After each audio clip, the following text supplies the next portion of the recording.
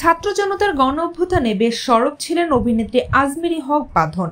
আওয়ামী লীগ সরকারের দুঃশাসনের বিরুদ্ধেও বারবার আওয়াজ তুলেছেন তিনি। তবে সম্প্রতি সময়ে অন্তর্বর্তী সরকারের নানা কর্মকাণ্ডের সমালোচনার কারণে অভিনেত্রীকে ঘিরে নতুন বিতর্কের সৃষ্টি হয়েছে। যে বিতর্কে সামাজিক যোগাযোগ মাধ্যমে আজমেরী হক বাঁধনকে ভারতীয় গোয়েন্দা সংস্থার র এজেন্ট বলে ট্রল করা হচ্ছে। বিষয়টি নিয়ে বাঁধন নিজেও বিস্ময় প্রকাশ করেছেন। একই সঙ্গে এক ফেসবুক স্ট্যাটাসে অভিনেত্রী জানিয়েছেন, বিগত সময়ে তার নাম একাধিক দেশের গোয়েন্দা সংস্থার সঙ্গে জড়িয়েছে। বাঁধন তার স্ট্যাটাসে লিখেছেন, আবারও র এজেন্ট হয়ে গেলাম, কি দারুণ এক যাত্রা। তিনি লিখেছেন, 2021 সালে আমি একজন গর্বিত র এজেন্ট ছিলাম, তবে সেটা বিশাল ভরদ্বাজ পরিচালিত বলিউড ছবি খুফিয়াতে। এই সিনেমায় আমার সহশিল্পী ছিলেন বলিউড জনপ্রিয় অভিনেত্রী টাবু।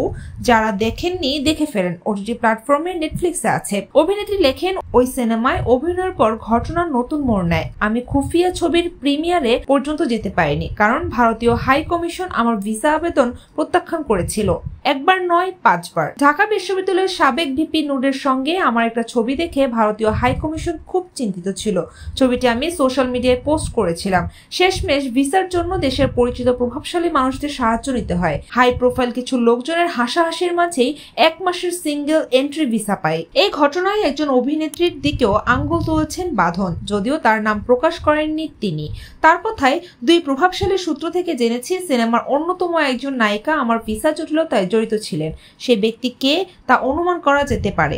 ভিসা জটিলতার কারণে টলিউড ও বলিউডে অনেক ভালো কাজের সুযোগ হারিয়ে ফেলি, তবে থেমে থাকেনি। বাঁধন লেখেন, জুলাই মাসের আন্দোলনের সময় আমাকে বলা হলো সেন্ট্রাল ইন্টেলিজেন্স এজেন্সির এজেন্ট। আমি নাকি ইউএসআইডি থেকে টাকা নিয়ে ঐতিহাসিক বিপ্লব চালিয়েছি। এরপর হলাম জামায়াতের এজেন্ট, কারণ আমি তাদের এক নেতার ভিডিও আমার পেজে শেয়ার করেছিলাম।